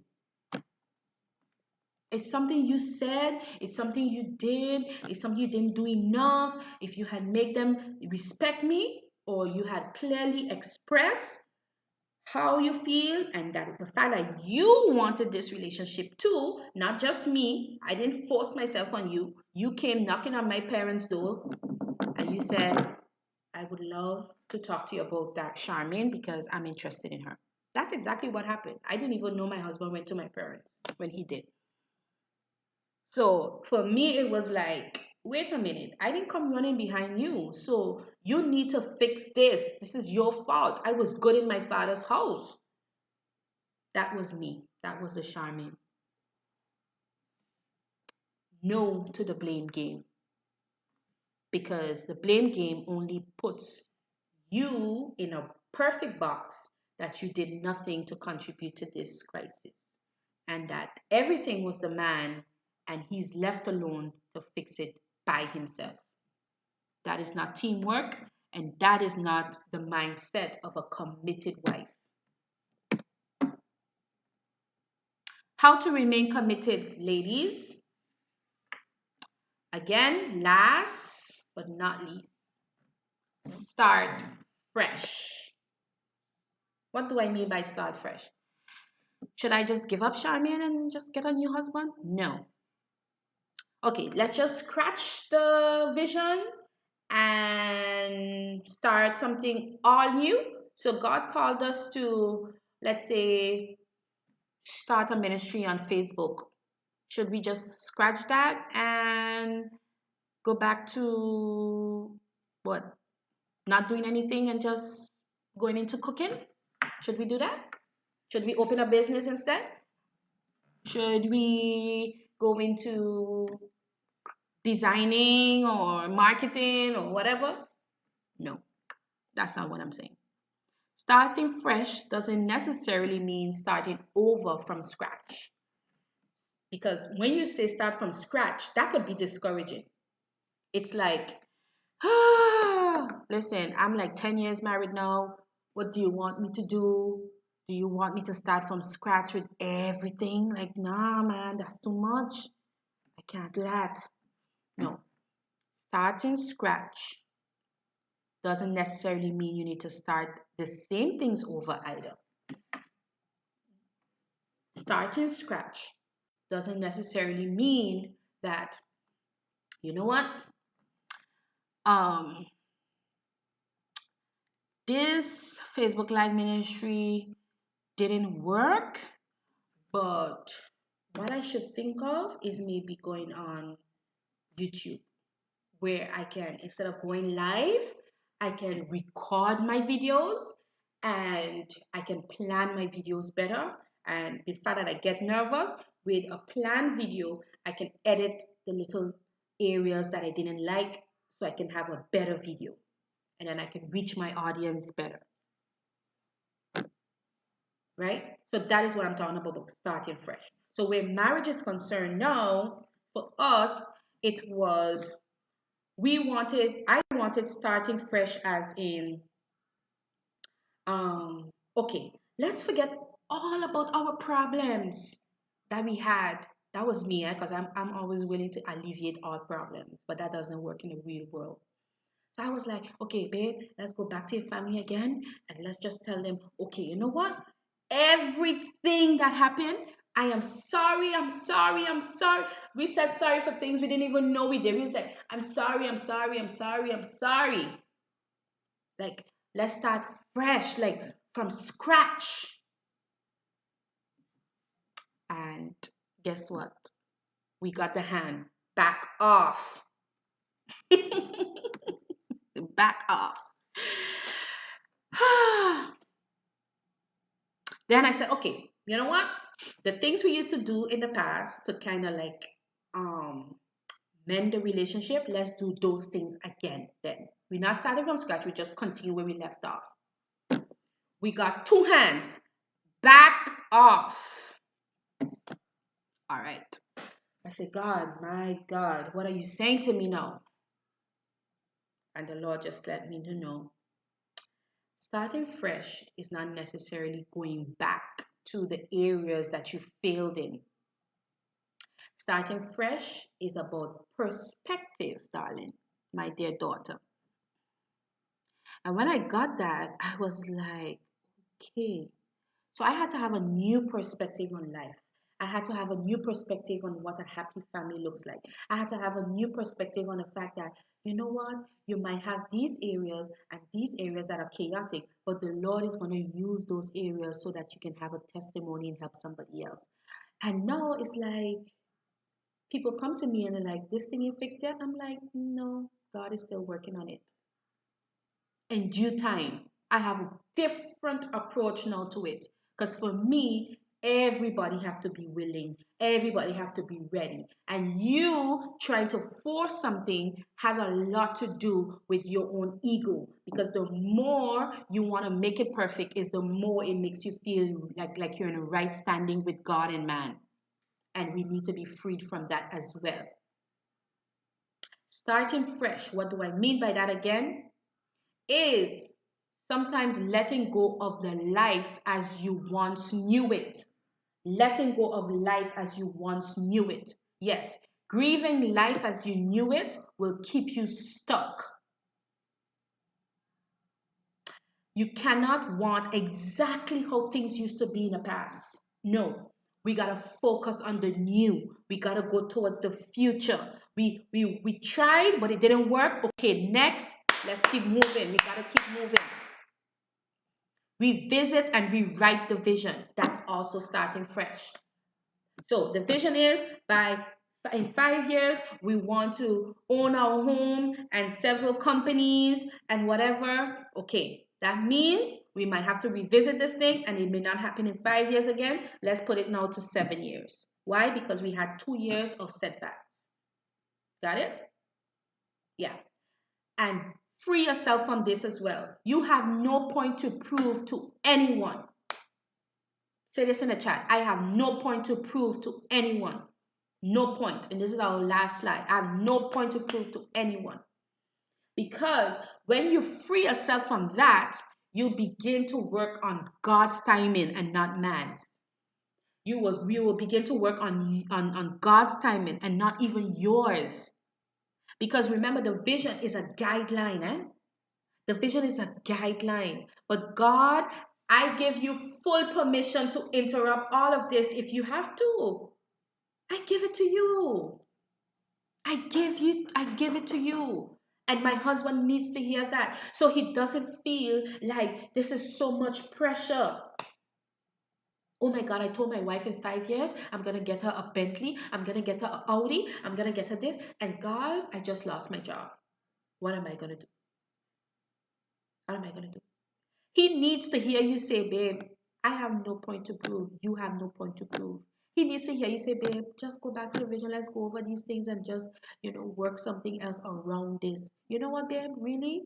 5 years ago, the person I was is not who I am today. Boy, just give me a crater here. I'm good with my crater. Get that? Don't just feel these things that I'm saying in this lesson. Say it. Your husband needs to hear it. Don't let another woman out there affirm your husband and what he's doing more than you. No. And we are not in no competition with nobody, because as we know, we are my own husband. So that's my man. He's mine. Put in a chat, he's mine. So we are in no competition with anybody. He's my husband, he's my man. And start fresh again by a new target. What do I mean by a new target? Your relationship, your marriage has an audience that is going to bless. There are people that are attracted to Darren and I, and they're not attracted to Charity and Ralph, and vice versa. There are deadlines that I have that Claudette, you may not have. There are perspectives that I have that you may not have. That is why we should all be focused on our own marriage and our own relationships. Emulate, love people, embrace the differences, but your focus has to be right. Got that? Conclusion. In this world, my dear friends, you will have trouble, but take heart. The Lord has overcome the world. So rest, rest. It's already handled. Rest. You have no, I won't say you don't have anything to worry about because that's unrealistic. We do worry about things, but I am telling you that even in your moments of worry, that it's already handled.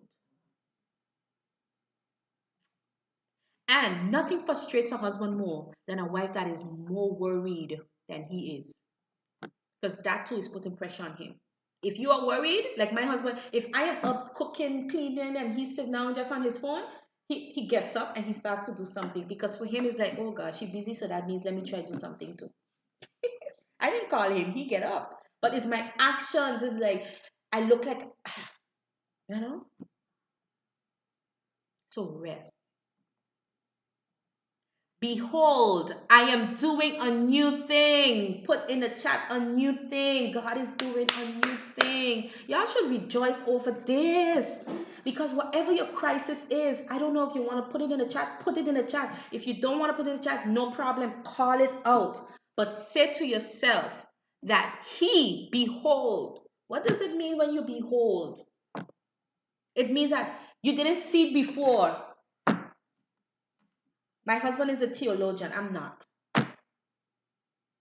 You didn't see it before. So when the word says behold, it's like, oh my God, that was there all the time. Look, I'm putting it in your face. Behold. Whoosh. You ever went to those Christian movies and they come out, behold. So in your bedroom, wherever you are, scream it out. Behold, I am doing a new thing. Now it springs forth. Now it springs forth. My God. Put that in the chat. Now. It was always there, you know. It was there.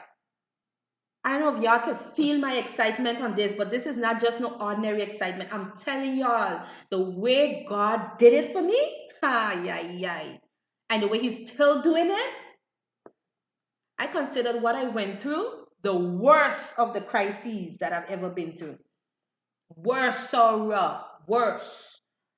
And I believe God was preparing me then for what was to come. And He says, behold, I am doing a new thing. Now it springs forth. Do you not perceive it? Like God is like asking, like, y'all can't see this? You can't see what I'm doing? You're busy caught up with your own personal stuff, your feelings. You want to cuss everybody. You wanna be distracted. You wanna give up on a marriage. You wanna divorce. You wanna this. Nobody understand. I don't have a perfect relationship like you and Darren. I don't have a man of God. If y'all only knew the struggles that come with the same man of God, it comes with struggles too, you know. Oh yeah. It comes with some serious problems. So I am doing a new thing. He's asking you, can you not perceive it? It's in your face. Open your eyes, but you cannot see it because you're focused on the wrong things. Get back on track because He speaks to us through our visions. He speaks to us through the vision that He has given to us because the vision is to keep you in line. And when He's ready to shake it up, He knows exactly what to do. So allow Him to do the new thing. A new thing. I will make a way in the wilderness. So that crisis, I don't know what you understand about wilderness, but I sure do get crisis there. I don't want to be in the wilderness, but that's a serious crisis here. There's no water, there's no nothing there.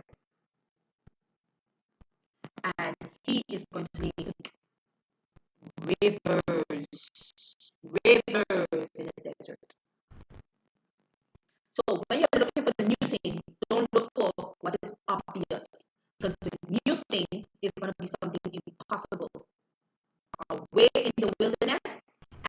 rivers in the desert.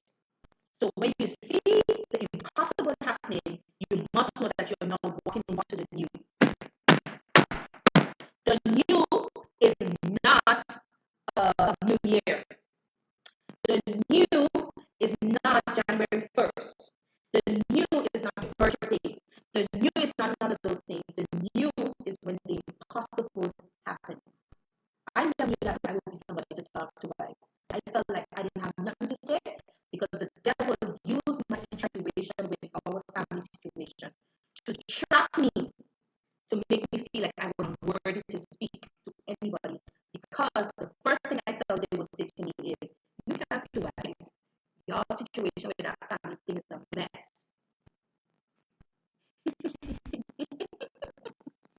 Tonight I could laugh. Years ago I wasn't laughing. So crises are set up to develop us and cause us to grow. And he's going to use them to make a way in the wilderness and rivers in the desert. But you've got to be open to receive the impossible. The sound is cracking up.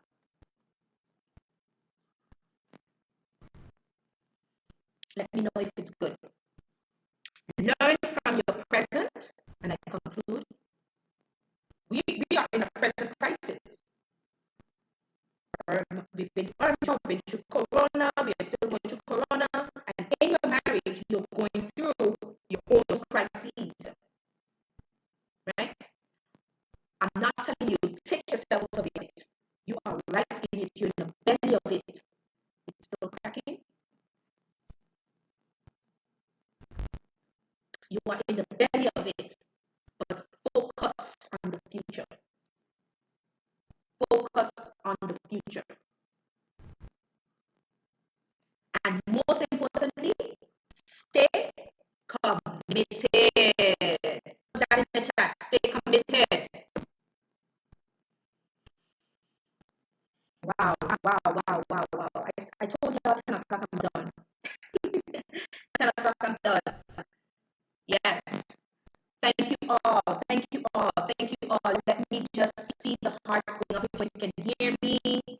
Let me see the hearts going up and know that you can still connect with us even after this live. We're not quite done yet because your questions might be coming in. But while your questions are coming in, if you sent your questions earlier, copy them and send them back here in the chat. And please, you all don't leave because it will be good if you all can get the questions and hear from other persons. It's cracking up real bad.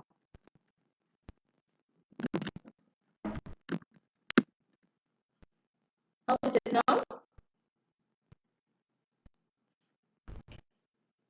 So send your questions, and connect with us via My Own Husband on Facebook, Instagram, My Own Husband Movement, also on YouTube.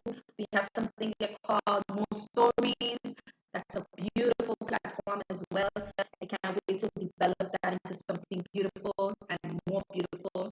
It's cracking up instead. Let me see. But if you can hear a little of what I'm saying, just start sending the questions in.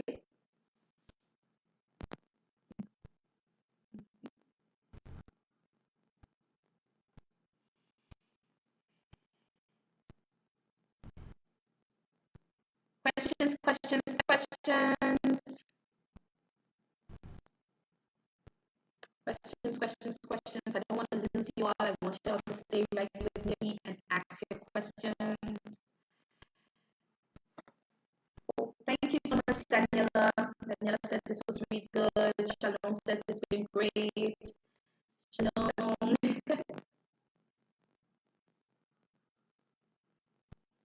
They said you can still hear a little bit, so I'm not sure what's going on. But if you have the questions, I'm just going to take about 15 minutes with the questions and send them in the chat. But if you have any comments or anything, if you have any comments or questions, please send it in the chat. And if you ask one question, I'll try my best to answer. If you ask more than one question, I'll try my best to answer one, because if there are more questions, I don't keep you all on too late with this.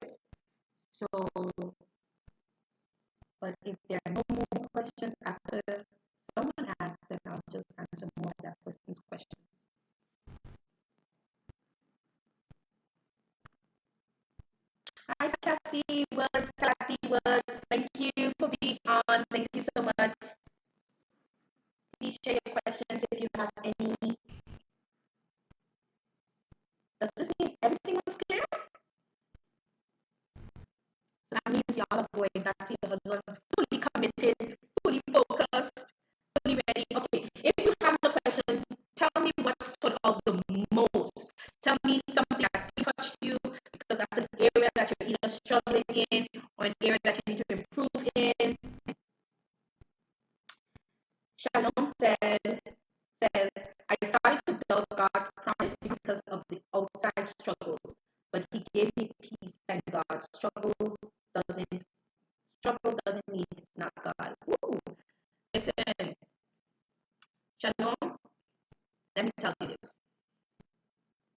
The called ones are always the most challenged ones. Not saying everybody's not called, but there's some areas that you're called into. Those are the areas you're going to be struggling into. A lie that I believe was that because I struggled or had struggled so much in the foundation of what the family was supposed to be, not with my parents per se, but when I started in this relationship with my husband, I felt like that was a sign that I was not worthy of being a mouthpiece on this platform for marriages or even for wives. But the areas that you are most attacked in are the areas sometimes that God is calling you into. So you need to really take time out after the dust has settled. You need to really take time out to say, God, where are you taking me with this? Because it can't be that I'm going through all of this to come out empty-headed. There's some things that have to stick with me. The experience is here to teach me something. And I also, by not taking it personal, I have to be the sacrifice to help others. And not the sacrifice that I'm going to lose myself and die. No, the sacrifice that I'm the one that's going to have to go through the lessons and the stories and the overcoming and having sleepless nights and crying and praying to God and asking God for revelation and understanding and all of that. That it can make sense for somebody else. So that is why you cannot take what you're going through for granted. And you cannot stay isolated with it. You have to find a way eventually. And you're going to feel that release from God. Because I wasn't always ready to be here. Many times people say, you should speak to wives, you should speak to women, you should this, you should that. And I was like, no, not me. And you know you're called when you say not me. The people that are super ready, usually they are not the called ones for that thing. So I am to remind you, Shalom, you are you're in a safe place because while you're going through your struggles, He protects you, He guards you, He has you under His wings, and that is why He would allow certain things and not allow certain things. The things that He is allowing, He has a purpose for it. Right, Clark said, thank you for your time spent sharing what God placed on your heart, placed in your spirit. It was awesome.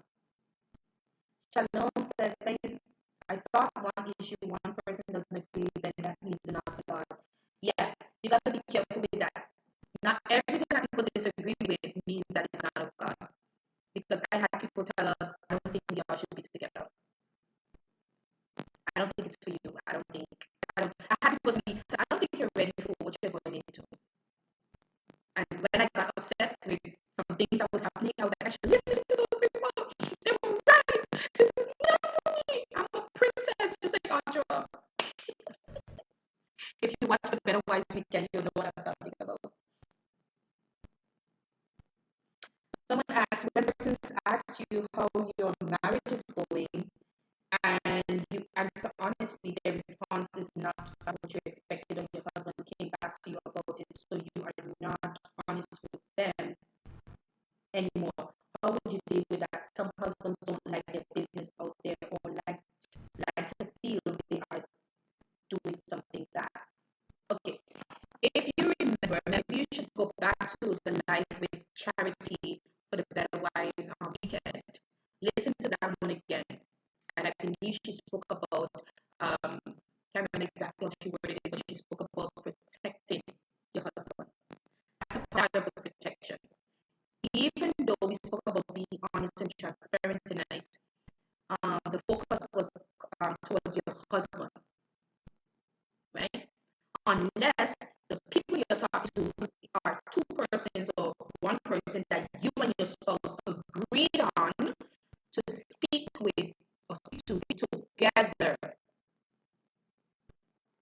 So if their purpose in your life is to help you with this crisis, then you can be transparent to them and say, you know what, things are still not good. I need you to come over and stuff like that.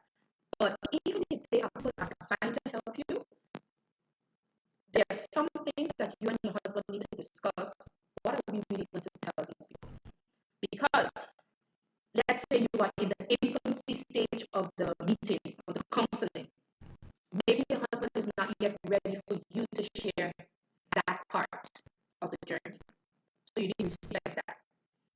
And then there's another part that he's okay with us sharing, and we do that. But do not step above him or beyond him and share the things, even if it seems simple to you. But if he made it clear that I don't want these things discussed yet, then you need to put the brakes. Okay? But I'm a very honest and transparent person, but everybody who comes to me and asks, how is everything? I'm not going to say, well, we got a lot of problems. I'm not going to do that. Because by doing that, it's not going to help anything.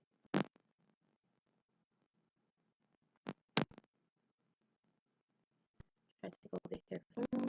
We can hear without the headphones. Can y'all hear me?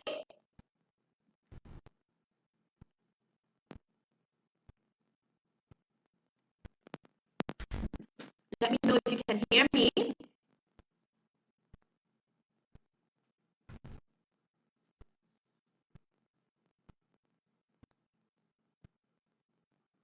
Okay, 2 more minutes. If no more questions, no more comments, let us know what blessed you the most, and then we'll be off of this live. I'm looking on the side because I'm going to see your comments as they come in. But let me know if you can hear me better now.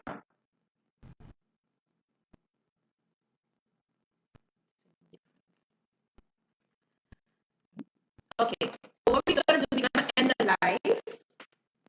Okay, she said she understood. If there are no more questions, I'm going to sign off now. And thank you all so much. So much for being on with me.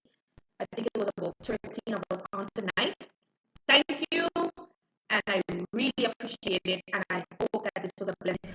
Don't just come off. You can, when you're done, you can just go on the timeline of the group and just share your experience, share what stayed with you, share what you liked the most. And or if you can't do it tonight, do it tomorrow. But I want us to maintain the engagement, okay? And you can always connect with us on social media or email me at myown.husband2019@gmail.com.